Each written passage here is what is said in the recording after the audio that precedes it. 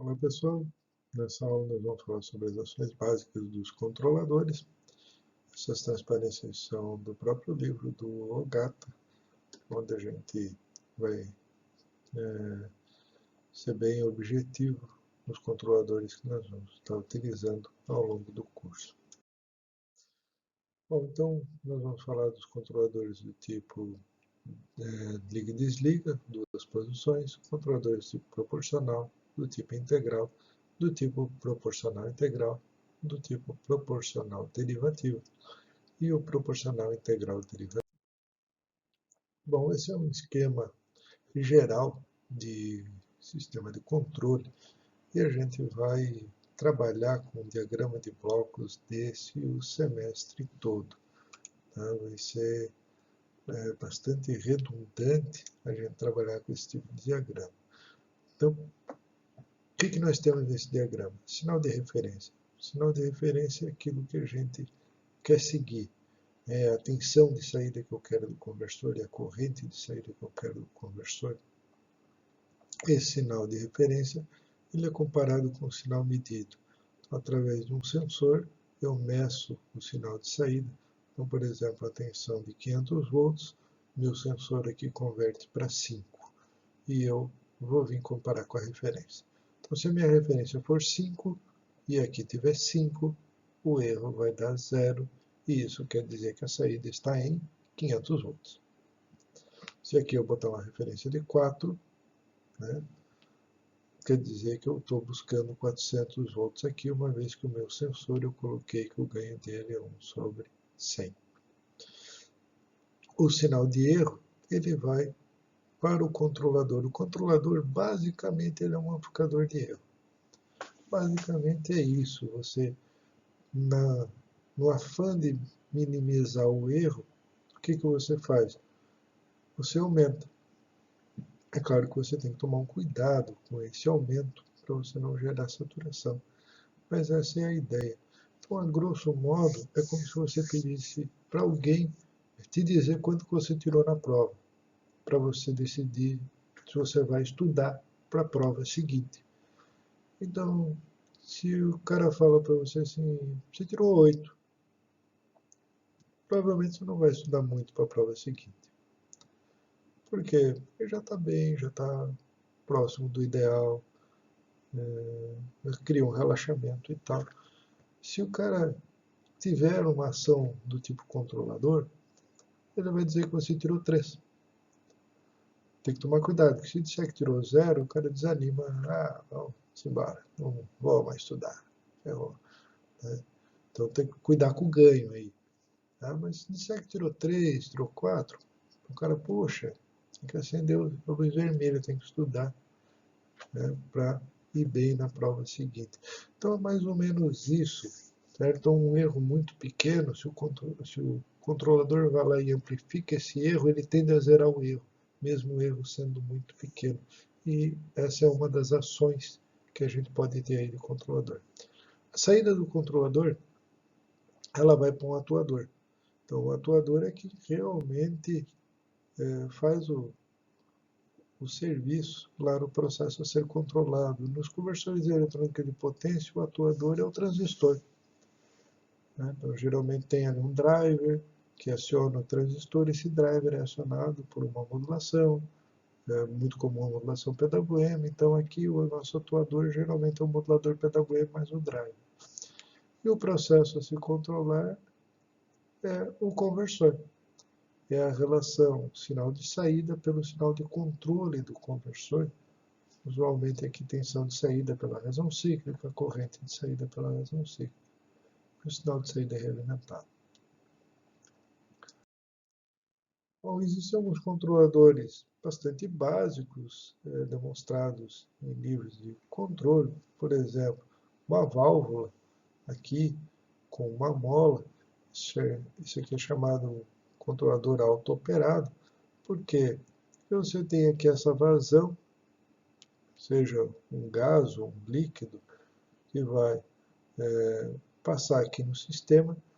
À medida que você passa mais líquido aqui, ele pressiona essa base essa base pressionada para cima, ela vai comprimir a mola, e a mola, quanto mais comprimida, mais força ela tem para baixo. Então, isso aqui, ele acaba entrando em equilíbrio, e você tem esse ponto de ajuste. Se você bota o ponto de ajuste mais para cima, você alivia a pressão da mola. Se você bota o ponto de ajuste mais para baixo, você aumenta a pressão da mola, controlando a vazão aqui no sistema.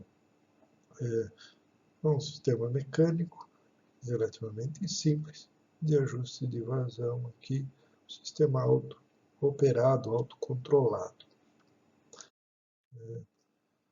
Partindo para controladores que a gente pode utilizar em eletrônica de potência. O primeiro controlador que a gente pode utilizar em eletrônica de potência é o controle liga-desliga, on-off. Então, um controle bastante básico, ele simplesmente faz uma comparação se o teu sinal de erro, por exemplo, é positivo ou negativo. Então, eu coloco aqui um set point, 100 volts de tensão, vem lá do meu controlador, 100 volts, ele vai comparar.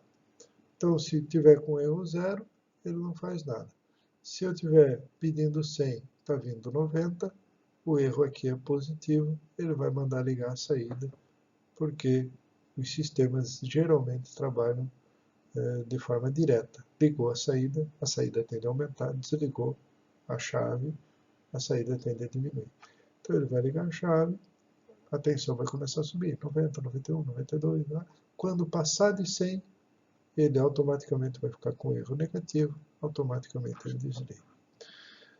Qual é o problema do controlador liga e desliga desta forma bastante básica? O problema é que a frequência de chaveamento tende a ir para o infinito, porque você ligou, ele vai passar do valor, no que passou do valor ele já vai mandar desligar, e assim por diante. Então você vai tender a ter erro nulo, mas a frequência tende a infinito. Obviamente que eu não posso chavear com frequência infinita, então a gente coloca um intervalo diferencial, de forma que enquanto eu estiver aqui no meio desse intervalo, eu não mudo a minha chave, eu não mudo a minha ação. Então eu estabeleço, por exemplo, aqui um intervalo de tipo 105 volts, 95 volts. Então, quando a tensão de saída chega em 105 volts, o meu sistema desliga. A tensão começa a cair. Quando ela bater em 95, eu mando ligar de novo. Eu vou ficar oscilando entre 105 e 95. A minha tensão média vai ser 100 volts. O meu erro vai ser no máximo 5%. Total 10%, né? 5 para cima, 5 para baixo. Isso pode ser algo aceitável para mim. Se isso não for aceitável, eu posso reduzir essas bandas, mas sempre sabendo que reduzindo a banda, eu aumento a frequência de comutação. Quais são as vantagens e desvantagens da ação de controle do tipo liga e desliga? A primeira delas é que eu não preciso conhecer a planta.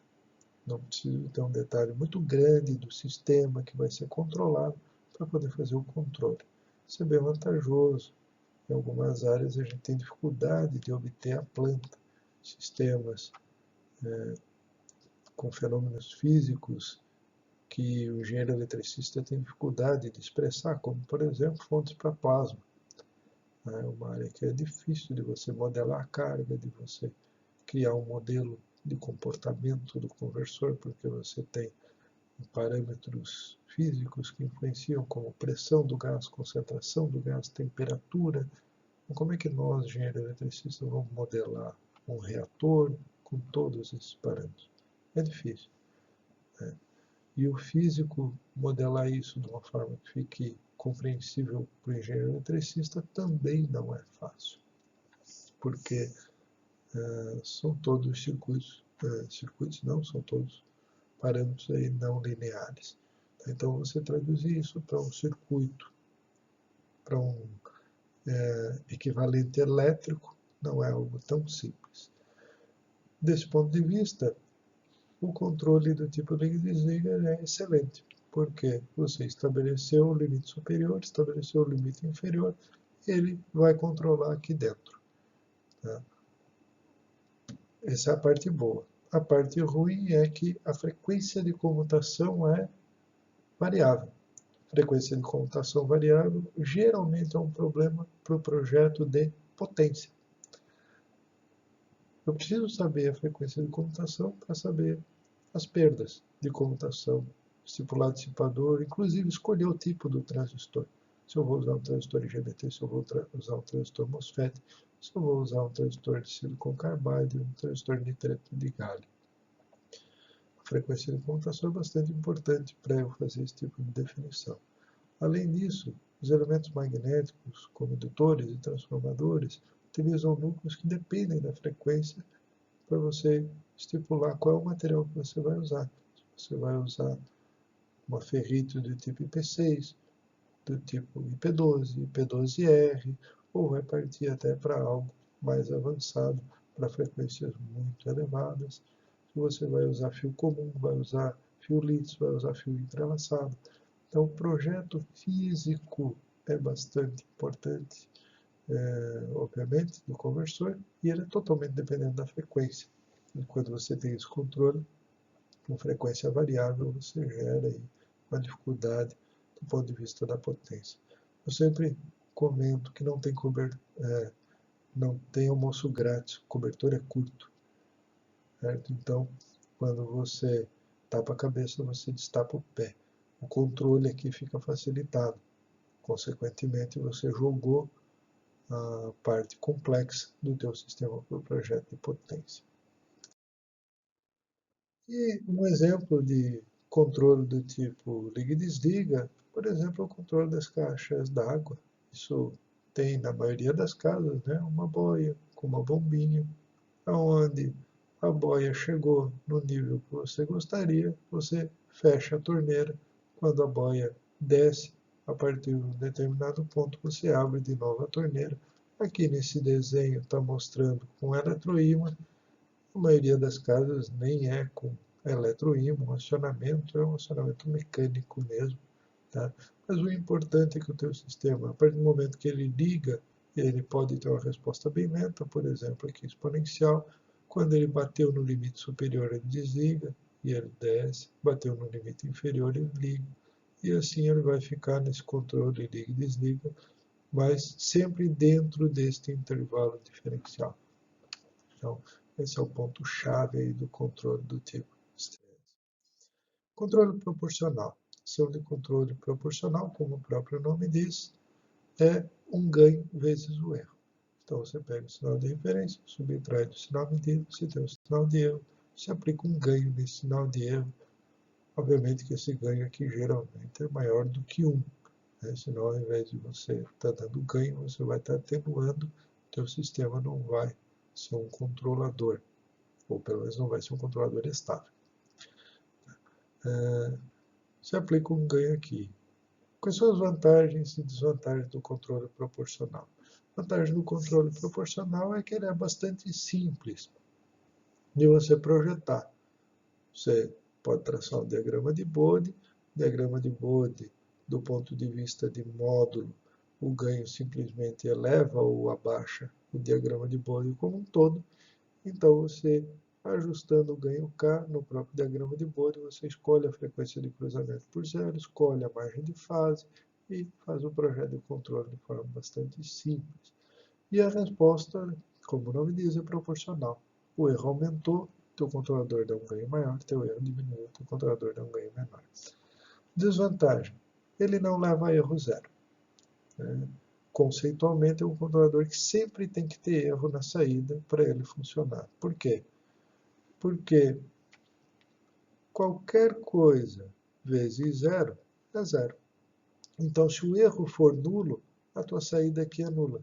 Se a tua saída é nula, você não está acionando o teu sistema. Se você não aciona o teu sistema, a tensão, a corrente do sistema vai vir a zero. Então, você tem que ter um erro mínimo que vezes o ganho te dê aqui o acionamento para que o teu sistema trabalhe, gerando a tensão, a corrente de saída que você precisa. Então, essa é a característica imprescindível aí dos controles do tipo proporcional. Ele não leva a erro nulo. Você pode ter um erro muito pequeno. Você pode ter um erro que, para os parâmetros que você precisa, ele está perfeito. certo? Então, um erro que, apesar de não ser zero, para você está ok, é como se fosse zero, mas, conceitualmente, erro zero você nunca vai ter. Para ter erro zero, você pode ter ação de controle do tipo integral. Por quê? Porque a ação integral leva a erro nulo. A ação integral leva a erro nulo porque enquanto você tiver aqui uma constante, a integral de uma constante é uma rampa. Então você tem um valor de erro aqui x, a ação é uma rampa, ou seja, eu vou estar subindo aqui. Enquanto esse erro não zerar, eu vou estar subindo aqui a minha saída do meu controlador. Isso é mostrado aqui na transparência seguinte. Tá? Então você olha aqui, ação de controle proporcional mais integral. A ação integral é essa daqui. Ela é uma rampa que cresce indefinidamente. Enquanto eu tenho erro, a ação cresce. A ação proporcional, ela, como o nome diz, é proporcional ao erro. Se o erro está constante, ela não aumenta. Então, esses dois controles são geralmente usados juntos, proporcional e integral. Por quê? Porque a ação integral sozinha ela pode ser muito lenta.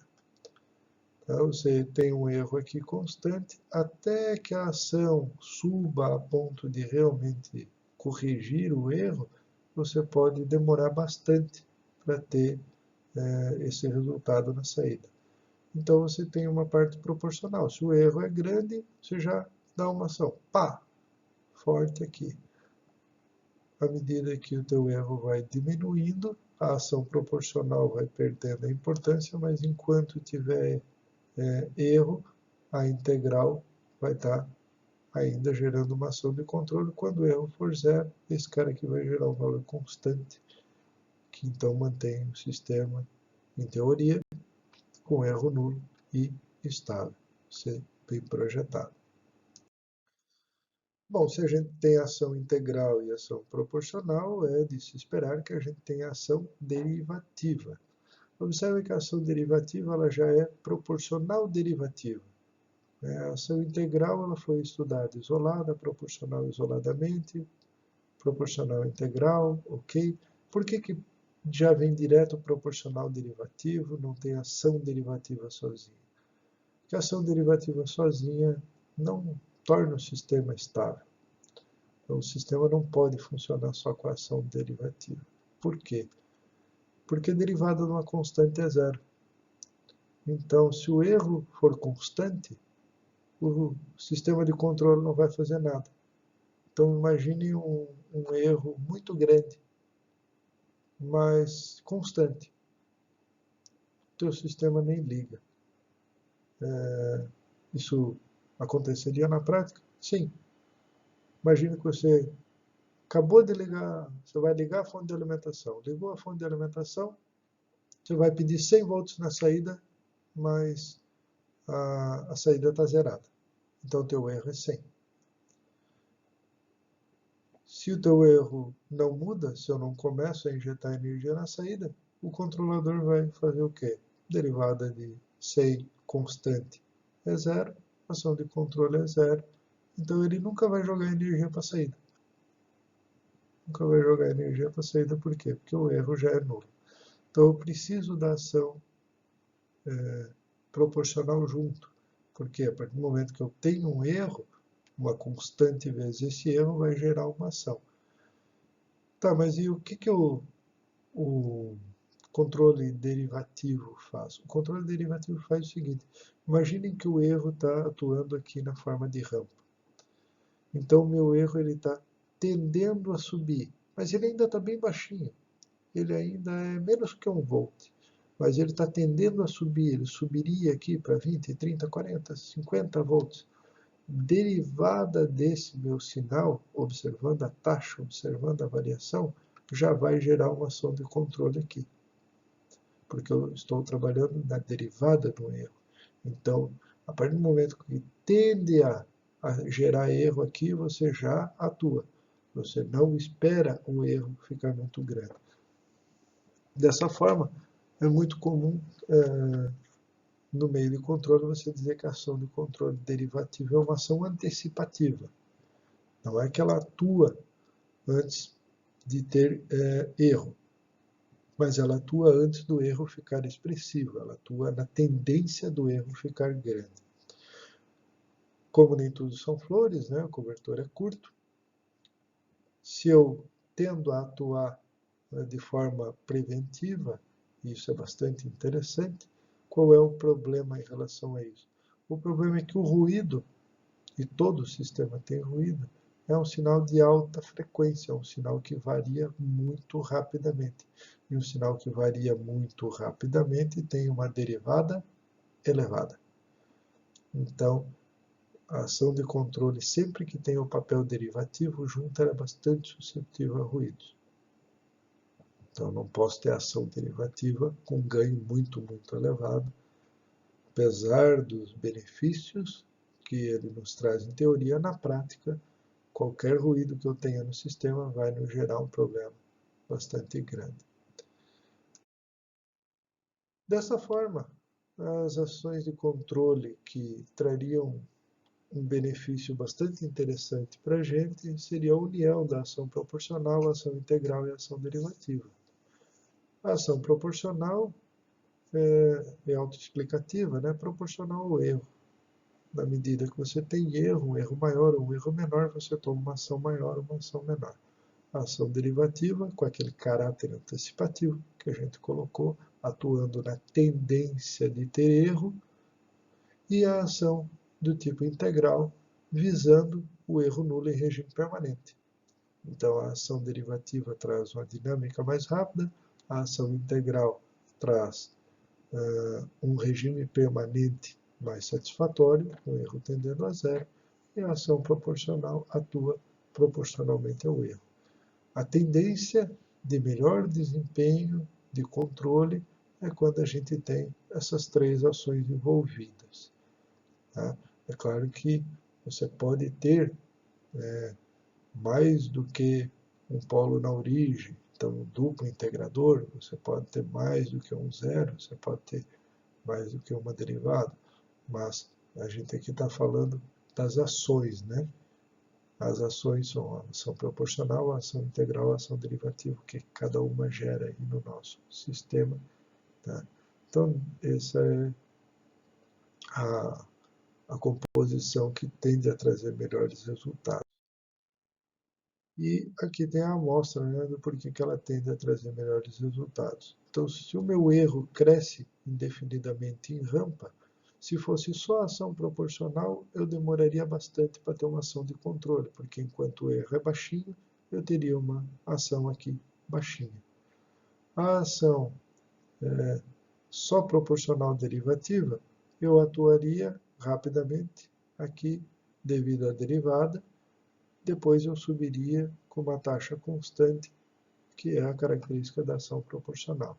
Já a ação de controle proporcional integral derivativa, enquanto o erro não zera, o meu integrador vai elevando aqui a ação de controle. Então eu tenho uma ação de controle mais forte ainda, enquanto o meu erro não se estabiliza e não tende a zero. Então isso aqui é só para dar para a gente o panorama de como que cada controlador e cada ação de controlador age no nosso sistema, e na sequência a gente vai estar utilizando essas características para conseguir fazer o controle do circuito. Beleza, pessoal? Isso aí.